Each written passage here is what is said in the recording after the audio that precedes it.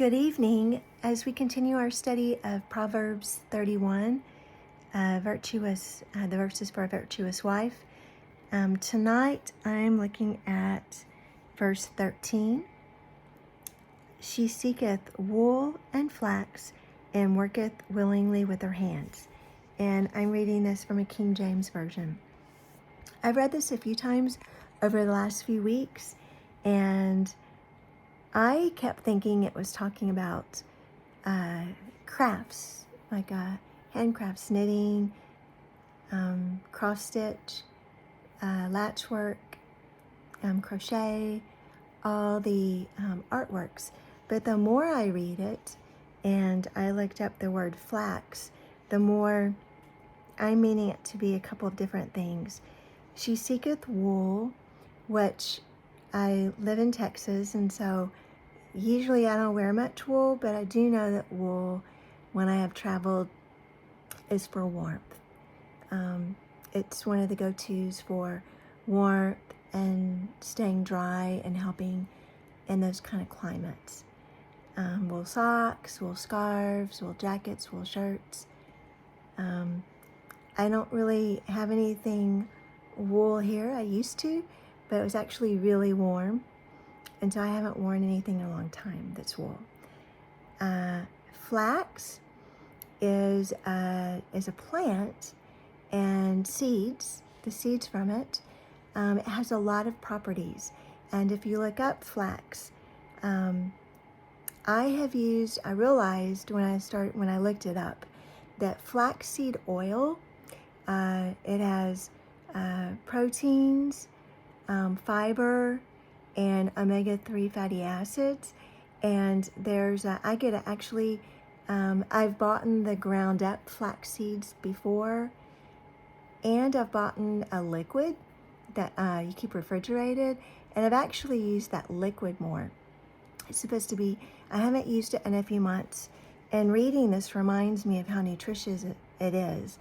I usually pour it instead of butter, the flaxseed oil, and but there's different variations of things you can use. It is kind of like an olive oil texture, but it's supposed to help you with low cholesterol, low blood pressure. There's different benefits to it. And worketh willingly with her hands. I interpret that to mean staying busy with our hands and not idle with our words or other things that distract us from serving God through our families and our work, our volunteer work, and friends, anyone who needs help. Worketh with the hands. I take that as cooking, doing your trade, being a mom, which you work with your hands all day.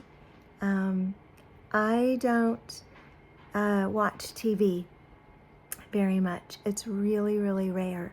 I watch something on Halloween for a couple hours, and then sometimes Jason and I watch a series on his laptop on the weekends. But most of the time I'm tending to our home or the animals or doing something.